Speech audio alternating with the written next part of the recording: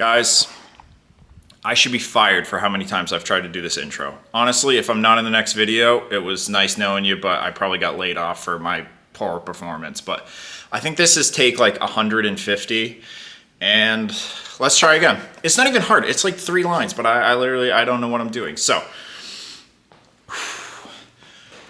hey, that didn't even sound good. That wasn't genuine. Now I'm all flustered. But welcome back to the channel. Today we're going to be doing the F80 big brake kit swap on Kyle's E92 335i.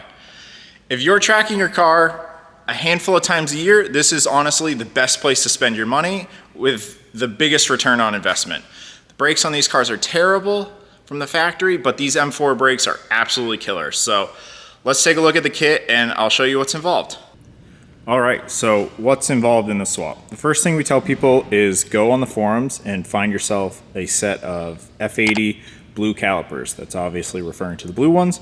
The golds are for carbon ceramics and they don't fit under any 18s. So you want a set of blues. Usually they come with pads and rotors for like $1,500 to $1,800. So you can get a decent pair of those, low miles. Get something with nice rotors, no lips. There's plenty of options out there. The rotors are obviously going to last 30, 40,000 miles. So, right, getting a decent set of rotors is nice. Pads, we recommend you replace the pads anyway. The OEM ones aren't super sweet unless you're totally just having a street car. So once you get a set of blues, then you're going to want to look into the brackets. So for non-Ms, you get a rear set of dog bones and these front brackets. If you have a 1 series, then your old hubs are good. If you do have a 3 series, then you either have to replace your rear hubs with 1 series hubs, or you need to buy E92 M3 knuckles. Honestly, most of these cars are high mileage anyway. Doing your rear wheel bearings is not a bad thing, and these are not very expensive at all. When you're in there, we have stainless steel front brake lines or rear brake lines. Like I said, you should do the pads. You can get new rotors. The OEM ones aren't even very expensive. A nice 2-piece rotor, StopTech, EBC, there's a bunch of options out there, racing brakes, to get a nice 2-piece rotor. The 380 mils, why we use this is already a 2-piece rotor, so aluminum center section with iron outer ring. So super lightweight, super nice, great for heat dissipation, everything. They're a great rotor from the factory. And yeah, let's jump into the swap now. All right, so now that you have everything torn off, you could grab your calipers and your brackets. What you're gonna do is use the custom hardware that we provide. It sits in the 2 pockets, and these are the ones that go the bracket to that actual caliper itself. If you're holding a caliper up in the right direction, you'll have your vents on the top. There's a little notch in the bottom of each bracket. There is a left and a right bracket, so an easy way to remember is that notch goes on the bottom. This goes out. So now what we'll do is we'll set this down, we'll grab a dinner plate, and then we'll pop a dinner plate on there, and yeah, and the caliper goes on after. All right, grab your dinner plates. Remember, these are directional, so the vanes point away so that as it rotates, the air flies out. Also in the kit, we have the little hardware for the little screw, so don't forget that, and let's throw it up. So now you grab the 2 very thin washers. Those go on the normal hex head bolts. Time to put the caliper on.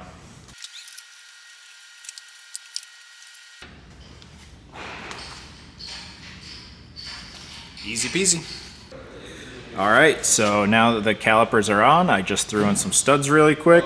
Yeah, one thing I noticed, because I got to do the brake lines still, is that Kyle supplied his own StopTech brake lines, and so because these are fixed ends, I have to pull back off the caliper so that way I can attach it to the brake line, because you got to spin it. It's not like our super sweet swivel ends for our stainless steel hoses. So this way you don't run into this, right? You can leave the caliper on, and because of the swivel end, you can just thread the brake line right into the back of the caliper. There's no like twisting it a bunch of times, and that's really something that sucks when putting them on versus off, because sometimes it's just a pain in the butt to get to. Like the rear is definitely like one of those things. The front, obviously not as bad, but still, it sucks taking everything off, spinning it a bunch of times, and then putting it on, and then still, you'll get a weird kink in the line. No one's ever done it straight, so.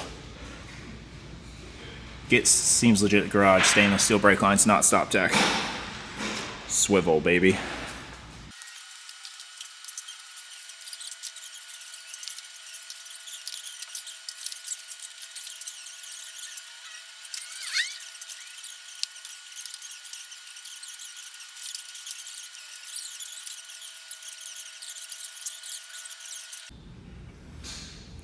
All right, so both fronts are looking good, looking good. Now it's everyone's favorite thing for 3 Series is the rear. Bum-ba-da-da. So yeah, if you have a 1 Series, this is super easy. If you have a 3 Series, it's kind of more of a pain in the butt, but not really life-changing. Like I said, wheel bearings are always a good thing to replace.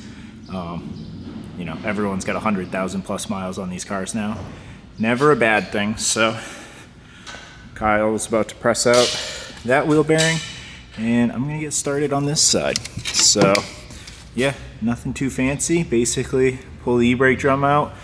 Luckily these axle nuts actually came off. I didn't even have to use any heat at all, which was very surprising because we got a little bit of surface rust on here, so I was a little nervous, but no fear, they came out. So yeah, now it's pretty easy. You just undo all the links on the knuckle side and then undo the e-brake, and then basically the knuckle falls off. All right, so once the back is on, you're gonna take your dog bones and install them on the rear calipers. Pretty simple, all the hardware provided. And then this is the really hard part, but you gotta twist the caliper to get the brake line on.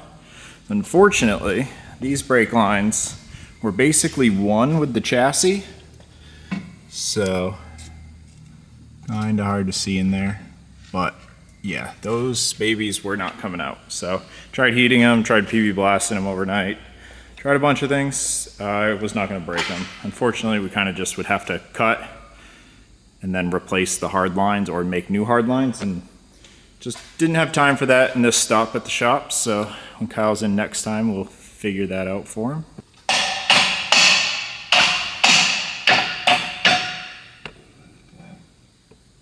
So this part of the dust shield that's right behind the e-brake, you have to trim just a tiny bit off the top of this ear and the bottom of that one, just so that the adapter doesn't hit. So I can show you quickly with this. Whoa, gather my hands. You can see that when you put it down into the hole, the bottom ear of the caliper just touches the top part of that.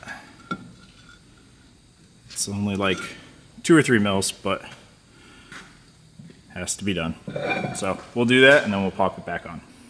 All right, so now you can see, once you trimmed a little bit of the dust shield from straight on, the M4 caliper actually sits behind the e-brake just a tiny bit. Doesn't touch the e-brake or anything, but it does sit behind it. So that's why you just gotta trim that shield a little bit, and then voila. Obviously you had the rotor first, but it's much easier to see there without the rotor on. So let's slap the rotor on now, and we're finishing up. All right, so we just finished up Kyle's M4 brake swap. Just got it aligned, took it for a drive. Everything was great, and let's see the final result.